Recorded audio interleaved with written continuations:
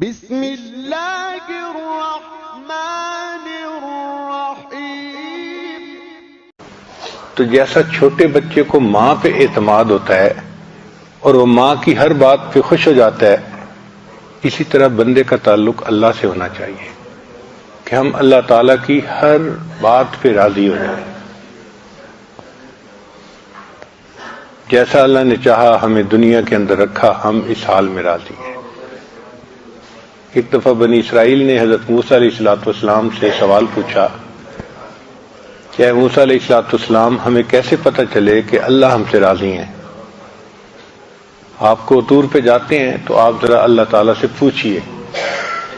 چنانچہ حضرت موسیٰ علیہ السلام کو طور پر تشریف لے گئے تو انہوں نے سوال پوچھا، اے اللہ، میری قوم پوچھتی ہے کہ کیسے پتہ چلے کہ آپ ہم سے راضی ہیں؟ رب کریم نے فرمایا، اے میرے پیارے موسیٰ علیہ السلام، ان لوگوں کو جا کے بتا دو، اگر یہ اپنے دل میں مجھ سے راضی ہیں تو میں ان سے راضی ہوں، اگر ان کے دل میں مجھ سے شکوے ہیں تو میں ان سے ناراض ہوں۔ تو بڑا آسان طریقہ ہے یہ معلوم کرنے کا کہ اللہ ہم سے راضی ہے یا نہیں۔ اپنے دل میں جھانک کے دیکھیں۔ جو مومن ہوتا ہے ہر حال میں اللہ سے راضی،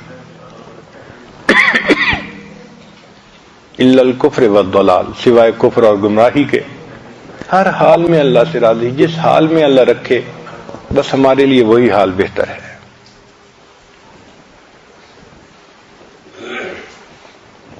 اللہ رب العزت نے ہمیں دنیا میں بھیجا تاکہ ہم اللہ رب العزت کو اپنا رب سمجھیں۔ یوم میثاق میں اللہ نے روحوں کو اکٹھا کر کے وعدہ لیا تھا، الست بربکم، کیا میں تمہارا رب نہیں ہوں؟ سب نے کہا بلا، اے اللہ آپ ہی ہمارے رب ہیں۔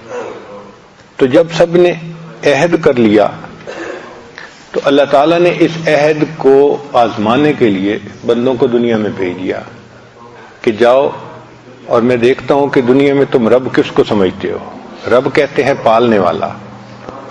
ہم دنیا میں آتے ہیں تو ہمارا رب تو اللہ ہے، لیکن اسباب کے اندر ایسا الجھ جاتے ہیں کہ ہم سمجھتے ہیں ہم زراعت سے پل رہے ہیں، ہم دکان سے پل رہے ہیں، ہم تو فیکٹری سے پل رہے ہیں۔ تو ہماری نظر اللہ تعالیٰ سے ہٹ جاتی ہے اور اسباب پہ آ جاتی ہے۔ یہ بہت بڑا دھوکہ ہے۔